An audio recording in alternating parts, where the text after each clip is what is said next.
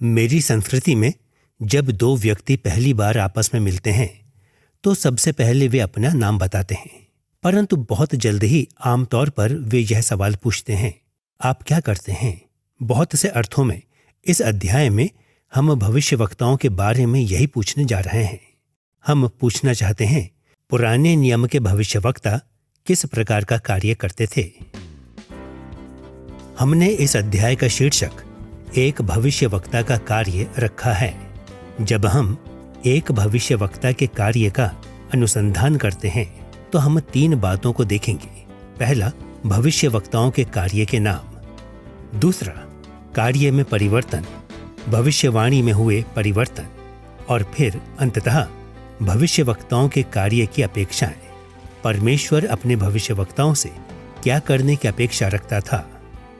आइए हम पुराने नियम के भविष्यवक्ताओं के कार्य के नामों का अनुसंधान करने के द्वारा इस अध्याय की शुरुआत करते हैं।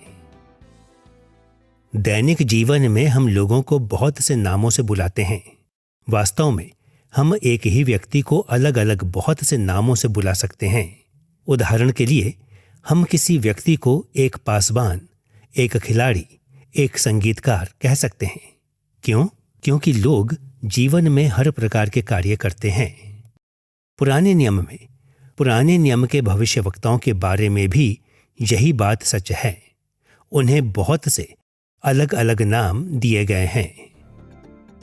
पुराने नियम में भविष्यवक्ताओं के लिए प्रयुक्त नामों का अनुसंधान करने के लिए हम 2 मूलभूत श्रेणियों को देखेंगे। पहले हम बाइबल में भविष्यवक्ता के लिए प्रयुक्त प्राथमिक शब्द को देखेंगे और फिर हम सहायक शब्दों के वर्गीकरण को देखेंगे जिनका बाइबल इस पद के लिए प्रयोग करती है। आइए पहले हम भविष्यवक्ताओं के लिए प्रयुक्त प्राथमिक शब्द को देखते हैं। जब अधिकांश मसीही भविष्यवक्ता शब्द को सुनते हैं तो उनमें यह सोचने की प्रवृत्ति होती है कि भविष्यवक्ता एक ऐसा व्यक्ति होता है जो केवल भविष्य के बारे में बताता है, एक ज्योतिष या आत्माओं से बात करने वाले जैसा। यह सत्य है कि पुराने नियम में भविष्यवक्ताओं ने भविष्य के बारे में बताया था, परंतु उनकी भूमिका इससे कहीं वृहद थी। वास्तव में हमें यह सुराग मिलता है कि अंग्रेजी शब्द प्रॉफिट में ऐसे अर्थ की क्षमता है जो केवल भविष्य के बारे में बताने वाले व्यक्ति से बढ़कर है। अंग्रेजी भाषी लोगों को प्रॉफिट शब्द पुराने नियम के यूनानी अनुवाद सेप्टुअजिंट से मिला है। हमें अक्सर यह एहसास नहीं होता है, परंतु यूनानी शब्द प्रोफेटेस, जिससे हमें अंग्रेजी शब्द प्रॉफिट मिला है, वह एक लचीला शब्द है। यह शब्द 2 अवयवों का योग है। यूनानी शब्द प्रोफेटेस का दूसरा अवयव फेटेस है और यह बोलने के विचार को बताता है। यह बताता है कि भविष्यवक्ता बहुत अधिक बोलते और लिखते थे। यह स्पष्ट है, परंतु प्रोफेटेस का पहला अवयव प्रो 2 दिशाओं में संकेत कर सकता है। एक तरफ इसका अर्थ पहले से बोलना या भविष्यवाणी करना हो सकता है और दूसरी तरफ इसका मतलब यह हो सकता है कुछ ऐसा बोलना या घोषणा करना जो भविष्यवाणी है ही नहीं। इसका मतलब एक भविष्यवक्ता वह व्यक्ति हो सकता है जो भविष्यवाणी करता है या जो केवल घोषणा करता है। वास्तव में पुराने नियम के भविष्यवक्ता दोनों कार्य करते थे। वे भविष्य के बारे में बोलते थे और अपने दिनों के बारे में भी साहस के साथ बोलते थे। मूलभूत नाम भविष्यवक्ता उन विविध कार्यों की ओर संकेत करता है जिन्हें ये भविष्यवक्ता करते थे। जब हम इब्रानी पुराने नियम को देखते हैं तो हमें पता चलता है कि भविष्यवक्ता शब्द का और भी विस्तृत अर्थ था। सेप्टुअजिंट में यूनानी शब्द प्रोफेटेस का प्रयोग इब्रानी भाषा के विशिष्ट शब्द नबी का अनुवाद करने के लिए किया गया है। प्राचीन मध्य पूर्व के अन्य भाषाओं से हम जानते हैं कि नबी शब्द का अर्थ है बुलाया हुआ। यह बहुत ही लचीला शब्द है जो केवल इतना संकेत देता है कि भविष्यवक्ता परमेश्वर द्वारा बुलाया हुआ व्यक्ति था। वे साधारण लोग नहीं थे, परमेश्वर ने उन्हें बहुत सी विशेष सेवाओं के लिए बुलाकर अलग किया था। नबी के रूप में भविष्यवक्ता के प्राथमिक पद नाम के अतिरिक्त पुराने नियम में और भी कई सहायक शब्द भविष्यवक्ता के पद से जुड़े हैं। हम उनमें से कई महत्वपूर्ण सहायक शब्दों को देखेंगे। सबसे पहले भविष्यवक्ताओं के लिए एबेद या सेवक शब्द का भी प्रयोग किया जाता था। पुराने नियम में बहुत से भिन्न भिन्न प्रकार के लोगों को सेवक कहा जाता था और यह शब्द हमेशा किसी न किसी प्रकार की आज्ञाकारिता और नम्रता का संकेत देता है। परंतु यह नाम भविष्यवक्ताओं के लिए महत्वपूर्ण है क्योंकि इसमें अक्सर एक अफसर, विशेषतः शाही दरबार के अफसर का अर्थ निहित होता था। इस्राएल के राजाओं को भी परमेश्वर के सेवक कहा जाता है क्योंकि वे अधीनस्थ राजा थे जो परमेश्वर के स्वर्गीय राज दरबार में अधिकृत पदों पर विराजमान थे। भविष्यवक्ता परमेश्वर के राज दरबार में विशेष भूमिका निभाते हैं। वे स्वर्गीय सिंहासन के प्रतिनिधियों के रूप में सेवा करते थे। वे अधिकृत सेवक थे जो महान राजा के नाम से बोलते थे। इसी कारण दानियेल ने अंगीकार किया कि भविष्यवक्ताओं की अनदेखी करना इस्राएल का बड़ा पाप था। देखें दानियेल अध्याय 9 पद 6 में वह इसे किस प्रकार कहता है। हमने तेरे उन दासों नबियों की नहीं सुनी जो तेरे नाम से बातें करते थे। भविष्यवक्ता साधारण व्यक्ति नहीं थे। वे परमेश्वर के राज दरबार के सेवकों के रूप में स्वर्गीय सिंहासन का प्रतिनिधित्व करते थे। इससे बढ़कर दो निकटता से जुड़े हुए इब्रानी शब्द एक और विशेष भूमिका की ओर संकेत करते हैं जिसे भविष्यवक्ता निभाते थे। इब्रानी शब्द रोएह का अर्थ है दर्शी और यह होज़ह शब्द से घनिष्ठता से जुड़ा है जिसका अर्थ है दर्शी या अवलोकन करने वाला। पहला शमूएल अध्याय 9 पद 9 के अनुसार इस्राएल में राजशाही के उद्भव से पहले भविष्यवक्ता दर्शी कहलाते थे। इस्राएल में उससे पहले आज के भविष्यवक्ता को दर्शी कहा जाता था। इसी प्रकार दूसरा शमूएल अध्याय 24 पद 11 हमें बताता है कि गाद जो दाऊद के समय का भविष्यवक्ता था वह होज़े या दर्शी भी कहलाता था। यहोवा का वचन गाद नामक नबी के पास जो दाऊद का दर्शी था पहुंचा। भविष्यवक्ताओं के ये नाम उनके कार्य के बारे में क्या बताते हैं? ये पदनाम एक बहुत ही महत्वपूर्ण अनुभव की ओर संकेत करते थे जो परमेश्वर के वचन को प्राप्त करते समय अक्सर भविष्यवक्ताओं को होता था। भविष्यवक्ताओं को दर्शी कहा जाता था क्योंकि उन्हें स्वर्गीय स्थानों में देखने का सौभाग्य दिया गया था। दूसरा इतिहास की पुस्तक में यिमला के पुत्र मीकायाह भविष्यवक्ता को अपनी भविष्यवाणी को स्पष्ट करने की चुनौती दी गई।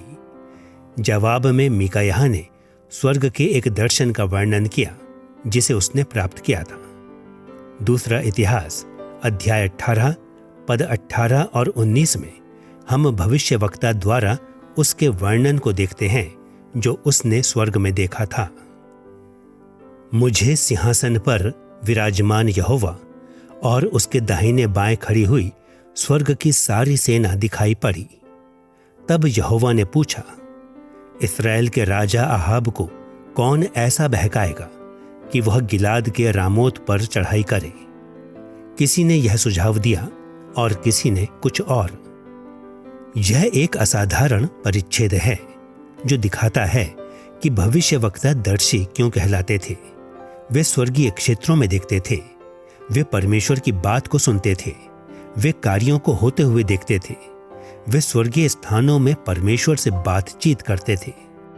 और जब हम भविष्यवक्ताओं के बारे में सीखते हैं तो यह याद रखना महत्वपूर्ण है कि इस प्रकार के स्वर्गीय अनुभव उनकी सेवकाइयों का केंद्र थे। भविष्यवक्ताओं के लिए कभी कभार प्रयोग किया जाने वाला एक और इब्रानी शब्द सोफे या पहरेदार है।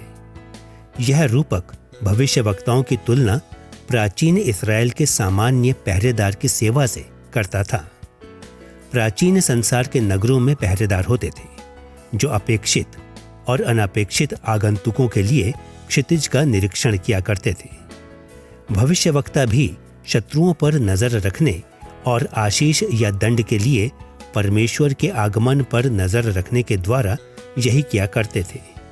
उदाहरण के लिए यहेजकेल अध्याय 3 पद 17 में परमेश्वर ने यहेजकेल भविष्यवक्ता से इस प्रकार कहा, हे मनुष्य की संतान, मैंने तुझे इस्राएल के घराने के लिए पहरुआ नियुक्त किया है। तू मेरे मुंह की बात सुनकर उन्हें मेरी ओर से चिताना। बाइबल के समयों में शत्रुओं के आक्रमण या मित्र के आगमन की पहले से चेतावनी देना नगर के कार्यों के लिए महत्वपूर्ण था। परमेश्वर ने प्रकट किया कि उसके भविष्यवक्ता अक्सर आने वाले दंड और आशीषों पर नजर रखते थे ताकि लोगों को उसके लिए तैयार होने का अवसर मिल सके। भविष्यवक्ता स्वप्नों और दर्शनों में देखते थे और फिर मुड़कर लोगों को बताते थे कि क्षितिज में क्या है। भविष्यवक्ताओं को कभी कभार इब्रानी नाम मालाक भी दिया जाता था, जिसका अर्थ है संदेश वाहक। पुराने नियम के प्राचीन समयों में कोई फोन, ईमेल या टीवी नहीं होते थे। लंबी दूरी तक समाचार पहुंचाने का एकमात्र माध्यम मानवीय संदेशवाहक थे और ये संदेशवाहक एक व्यक्ति, अक्सर राजा, सेनापति से संदेश को प्राप्त करते थे और उस संदेश को श्रोताओं तक पहुंचाते थे।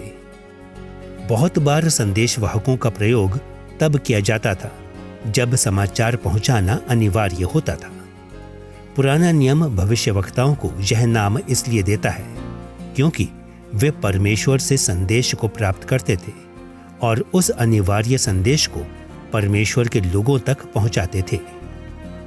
उदाहरण के लिए, जब कुछ यहूदी बेबीलोन की बंधुआई से यरूशलेम में लौटे तो वे अत्यधिक निराश थे। अतः परमेश्वर ने हाग्गै भविष्यवक्ता को बुलाया और उसे एक संदेश के साथ भेजा। इस कारण हाग्गै अध्याय 1 पद 13 इस प्रकार कहता है, तब यहोवा के दूत हाग्गै ने यहोवा से आज्ञा पाकर उन लोगों से यह कहा, यहोवा की यह वाणी है, मैं तुम्हारे संग हूं। संदेशवाहक नाम इस बात को स्पष्ट करता है कि भविष्यवक्ता परमेश्वर के लोगों को अपने स्वयं के विचार नहीं बताते थे। इसके विपरीत वे यहोवा के प्रतिनिधियों के रूप में सेवा करते थे और परमेश्वर की ओर से बोलते थे। अंततः हमें बताना चाहिए कि भविष्यवक्ताओं को कई बार ईश एलोहीम, परमेश्वर का भक्त भी कहा जाता था। परमेश्वर का भक्त नाम का अनुवाद परमेश्वर की ओर से भक्त के रूप में भी किया जा सकता है। यह नाम भविष्यवक्ताओं द्वारा निभाई जाने वाली विशेष पवित्र भूमिका की ओर संकेत करता था। उन्हें परमेश्वर ने चुना और भेजा था। इस प्रकार भविष्यवक्ताओं को परमेश्वर से विशेष सुरक्षा प्राप्त थी और उनके पास विशेष अधिकार था। दूसरा राजा अध्याय 1 पद 12 में एलिय्याह भविष्यवक्ता ने इस नाम के महत्व को प्रकट किया था। वहां हम पढ़ते हैं, यदि मैं परमेश्वर का भक्त हूं तो आकाश से आग गिरकर तुझे तेरे 50 समेत भस्म कर डाले।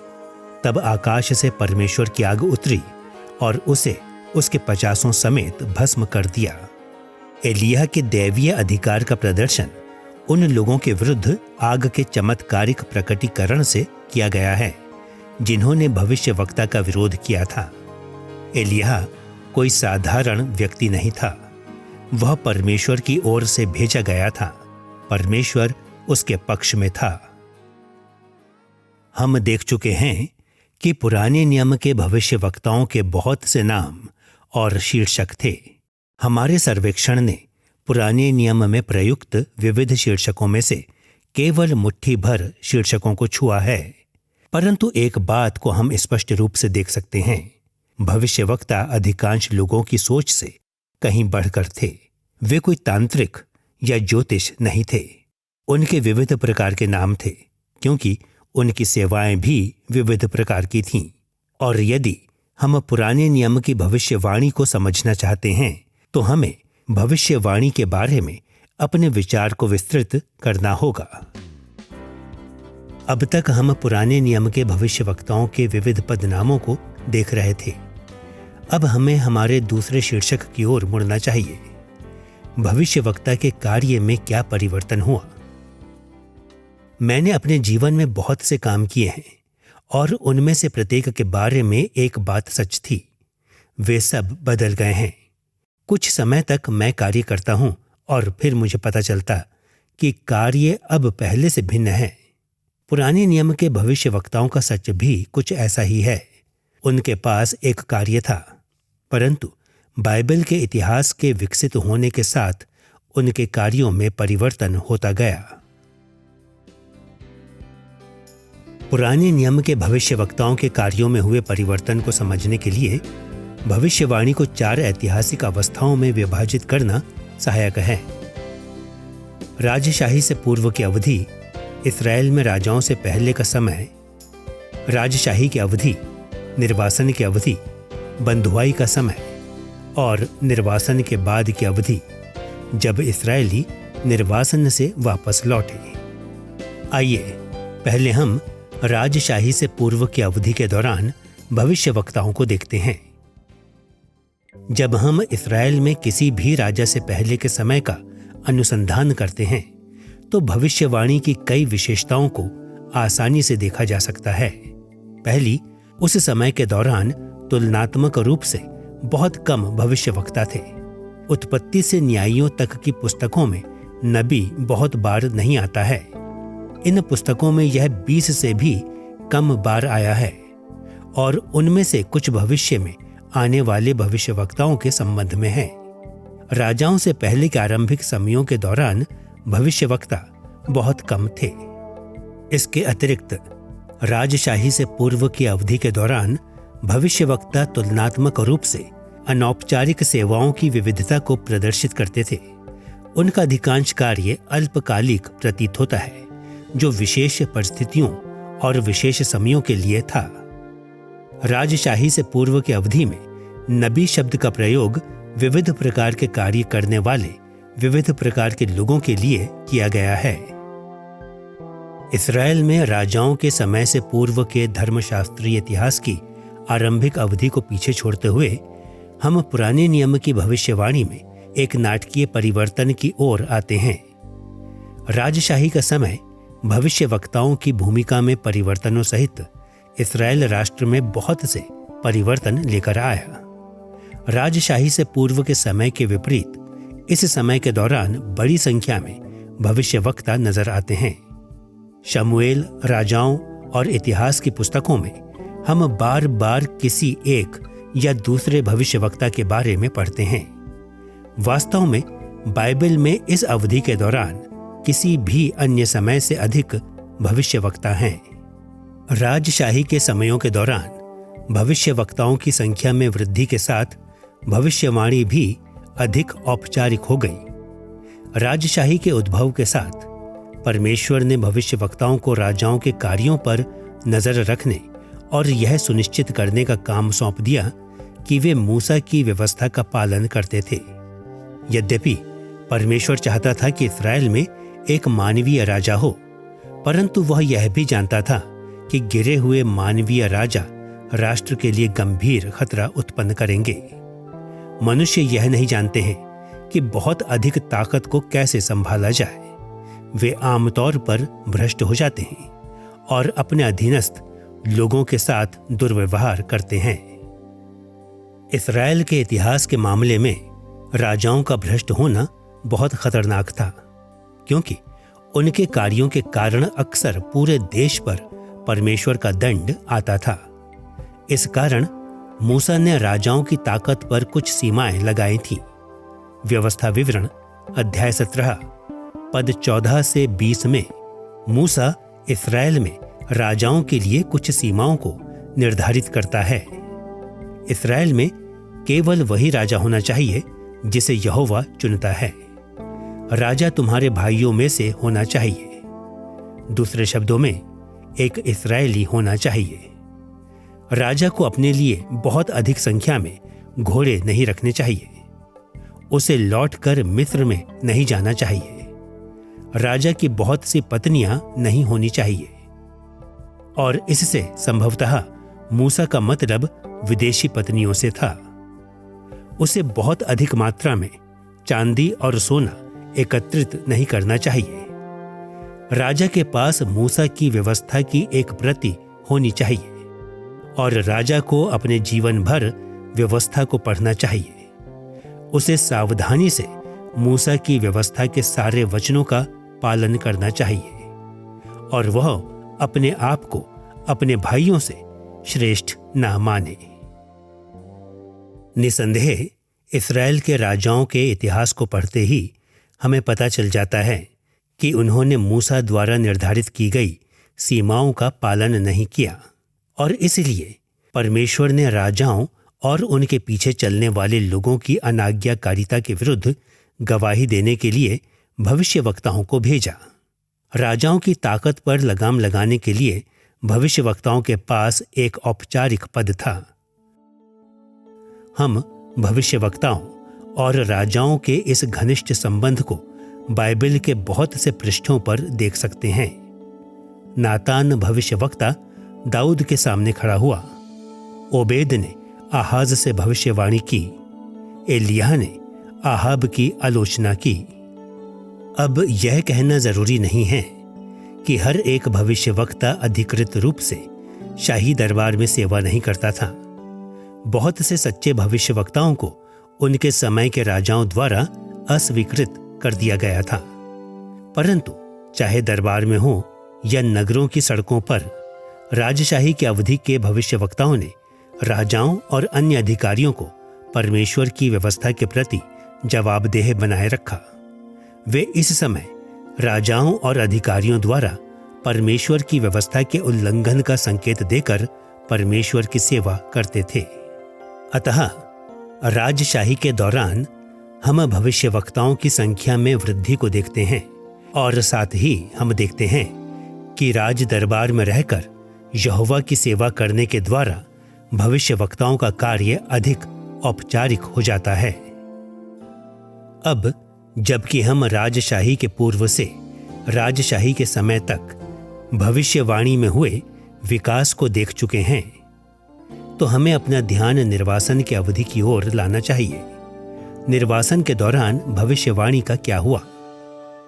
722 ईसा पूर्व में उत्तरी इस्राएल की राजधानी सामरिया अश्शूरियों से हार गई और 586 ईसा पूर्व में यरूशलेम बेबीलोन से हार गया। बहुत बड़ी संख्या में परमेश्वर के लोग अपने देश से दूसरे देशों में बंधुआई में चले गए। इस समय के दौरान भविष्यवक्ताओं की सेवकाइयों की दो विशेषताएं थीं। पहली, भविष्यवक्ताओं की गिनती में कमी आई। ऐसे भविष्यवक्ता अधिक नहीं थे जो इतने प्रमुख हों कि उनकी भविष्यवाणियों को बाइबल में लिखा जाता। उदाहरण के लिए दानियल और यहेजकेल इस समय के बहुत कम भविष्यवक्ताओं में सर्वाधिक व्याख्यात हैं। निसंदेह निर्वासन के साथ ही इस्राएल की राजशाही का भी अंत हो गया और इस कारण परमेश्वर के प्रति भविष्यवक्ता की सेवा में पुनः बहुत अधिक विविधता और अनौपचारिकता आ गई। अधिकांशतः परमेश्वर के सच्चे भविष्यवक्ताओं ने अपना समय परमेश्वर के लोगों को निर्वासन और स्वदेश में वापस लौटने की संभावनाओं के बारे में समझाने में व्यतीत किया। अतः हम देख सकते हैं कि निर्वासन के दौरान भविष्यवक्ताओं की संख्या कम थी और इस्राएल के राजाओं से उनका संबंध बहुत कम था। निर्वासन की अवधि के पश्चात हम उन थोड़ी सी पीढ़ियों की ओर आते हैं जिन्होंने निर्वासन के पश्चात की अवधि में भविष्यवाणिक गतिविधि को देखा था। निर्वासन के पश्चात की अवधि के आरंभिक अगुए यरुब्बाबेल ने देश में जागृति लाने की शुरुआत की।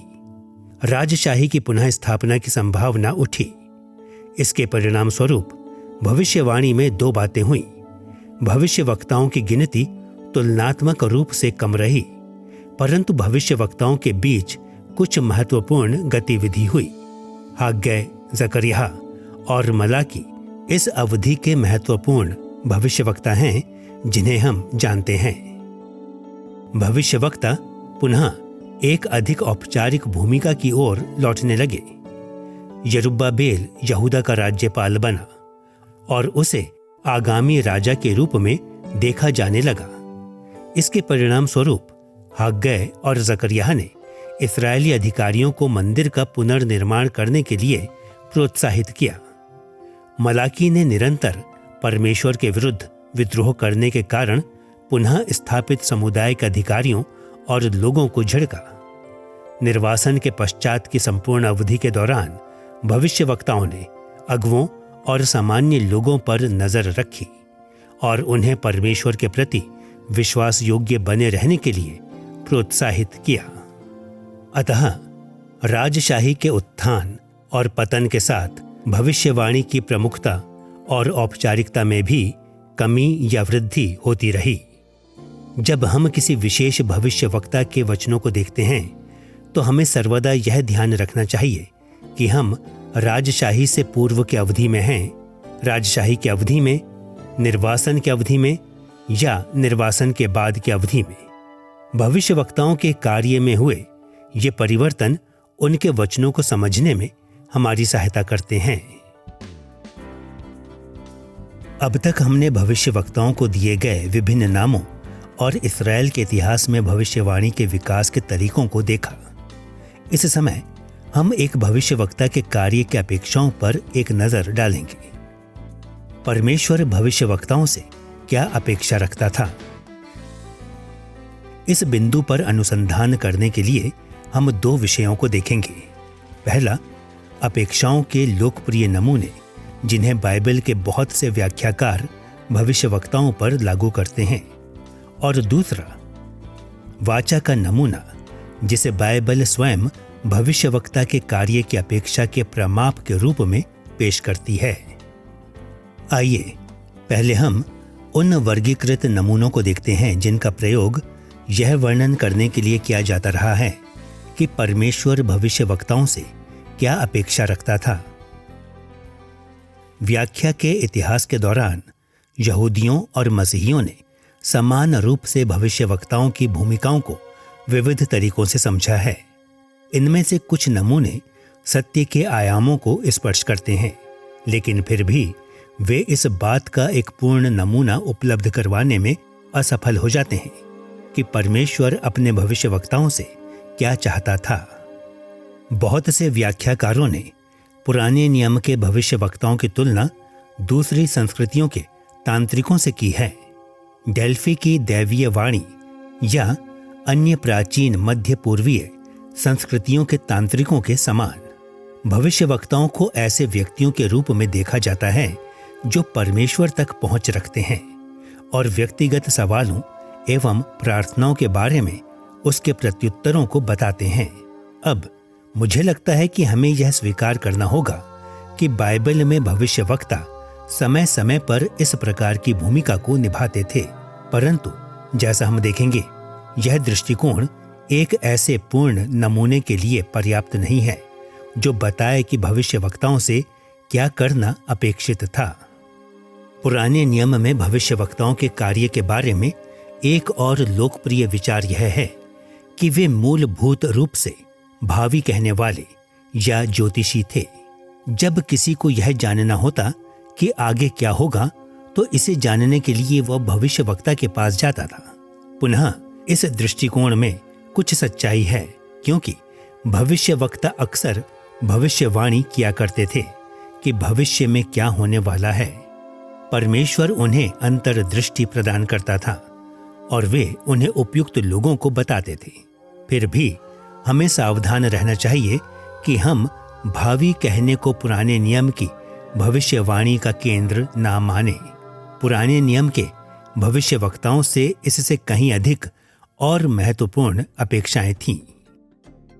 भविष्यवाणी के ये लोकप्रिय नमूने कुछ हद तक हमारी सहायता कर सकते हैं, परंतु वे अपने भविष्यवक्ताओं के बारे में परमेश्वर की सर्वाधिक आधारभूत अपेक्षा को धुंधला भी करते हैं।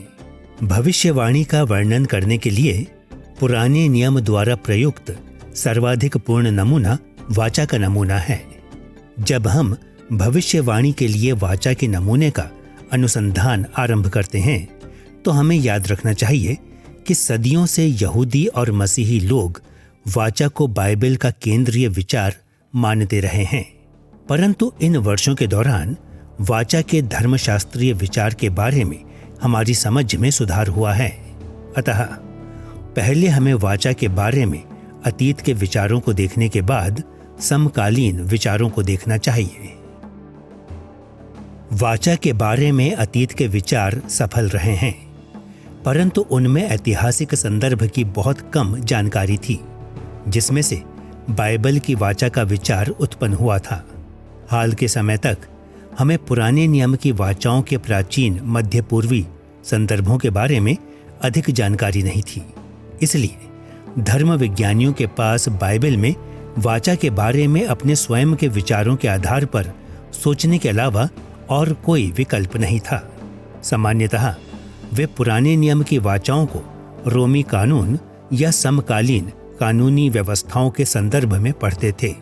उदाहरण के लिए, जब हम सुनते हैं कि वाचा दो या अधिक व्यक्तियों के बीच का एक अनुबंध है, जैसा कि अक्सर कहा जाता है, तो यह या इससे मिलते जुलते अन्य स्वरूप पूर्णतः गलत नहीं है, परंतु बहुत अधिक अस्पष्ट हैं, जिनसे हमें अधिक सहायता नहीं मिलती है। अतीत में धर्म विज्ञानी वाचा को इस सामान्य अर्थ में समझते थे क्योंकि उनके पास बेहतर विकल्प नहीं थे, परंतु वाचा की हमारी समकालीन समझ इन अतीत के स्वरूपों से कहीं अधिक पूर्ण है। हाल के दशकों में बहुत सी महत्वपूर्ण पुरातात्विक खोजों ने पुराने नियम में वाचा के बारे में हमारी समझ को बढ़ाया है। इनके कारण हम यह समझने के लिए बेहतर स्थिति में हैं कि वाचा किस प्रकार पुराने नियम के भविष्यवक्ताओं की कार्य से संबंधित अपेक्षाओं को निर्धारित करती थी। प्राचीन मध्य पूर्व की खोजों ने प्रदर्शित किया है कि पुराना नियम इस्राएल के साथ परमेश्वर के संबंध का वर्णन अक्सर इस प्रकार करता है, जो प्राचीन संसार में विद्यमान राजनैतिक संधियों से मिलते जुलते थे। मध्य पूर्व के प्राचीन संसार में दो देशों के बीच अंतर्राष्ट्रीय संधियां होती थीं। यद्यपि इन संधियों के स्वरूपों में विविधता थी, परंतु एक निरंतरता भी थी, जिससे उस क्षेत्र के लोग जानते थे कि ये संधियां कैसे कार्य करती हैं।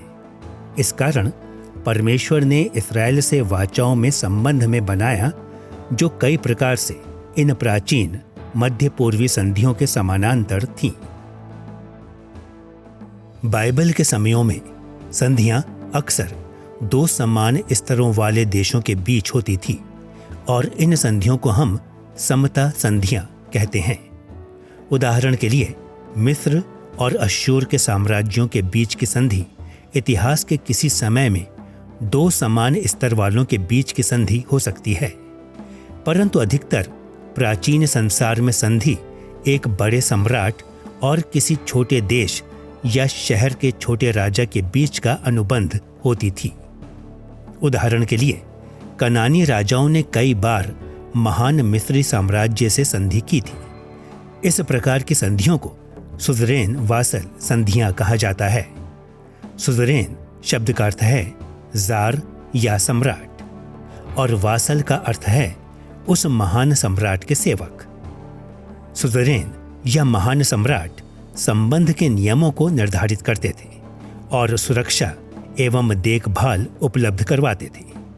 बदले में वासल या सेवक राष्ट्र कर चुकाने या युद्ध में सहायता करने के द्वारा सुज़रेन के प्रति अपनी वफादारी को प्रकट करते थे।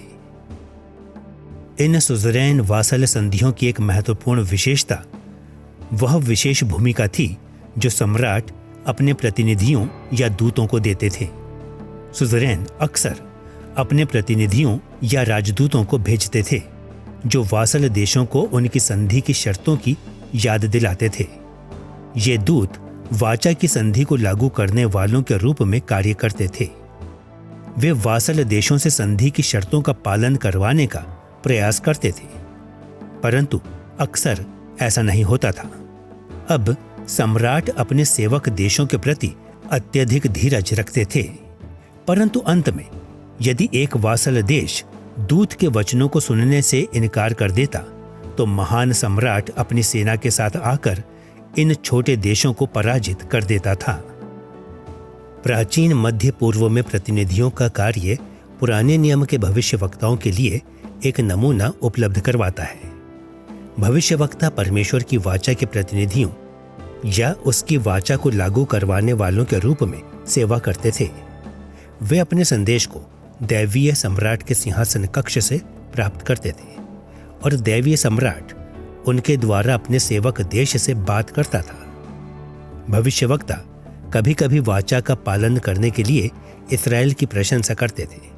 प्राथमिक रूप से वे यह चेतावनी देते थे कि निरंतर उल्लंघन एक क्रोधी परमेश्वर के आक्रमण को लाएगा। पुराने नियम की भविष्यवाणी में इस अंतर्दृष्टि पर आवश्यकता से अधिक बल देना कठिन होगा। भविष्यवक्ता परमेश्वर के प्रतिनिधि थे। वे वासल देश अर्थात इस्राएल के सामने महान सुज़रैन के रूप में उसका प्रतिनिधित्व करते थे। वाचा के इस मूलभूत नमूने को याद रखने पर ही हम उस कार्य को समझने में समर्थ हो सकते हैं जो भविष्यवक्ता परमेश्वर के लिए करते थे। यशायाह अध्याय 6 की सुपरिचित कहानी इस प्रतिनिधि नमूने के महत्व को स्पष्टता से प्रकट करती है।